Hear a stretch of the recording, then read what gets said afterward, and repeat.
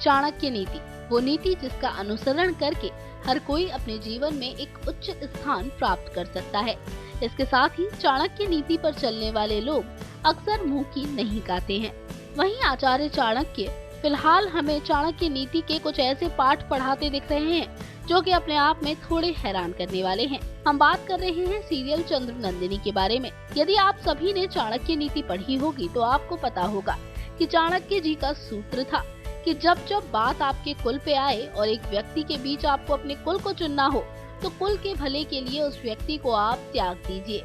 वहीं अगर बात आपके गांव की आती है और गांव के भले व कुल में से किसी एक को चुनना होता है तो आप अपने कुल को त्याग दीजिए। इसके बाद आचार्य चाणक्य कहते हैं कि अगर मातृभूमि और अपने गांव में से किसी एक को चुनना हो तो आप बिल्कुल अपने गांव को त्याग दीजिए।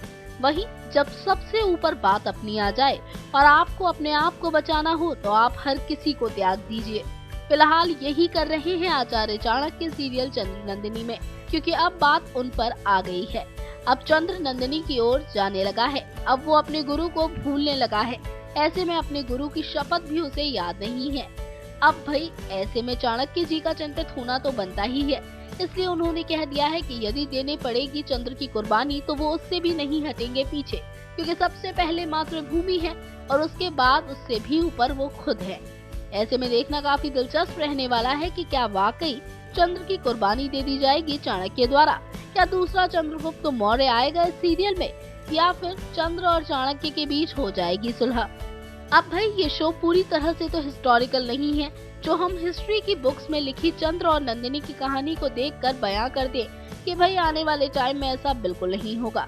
ये शो हिस्टोरिकल बेस पे बना एक अलग ही तरह का ड्रामा है जिसमें कभी भी कुछ भी हो जाता है। नंदिनी की जुड़वा बहन आ जाती है तो कभी नंदिनी की माँ ही उसे धोखा देने लगती है। तो हो सकता है आने वाले टाइम में ये भी हो जाए जो कि दर्शकों के लिए काफी शॉकिंग होगा। खैर इसके लिए आप जरूर सब्सक्राइब करें top news just for you. Top news से दीक्षा की रिपोर्ट।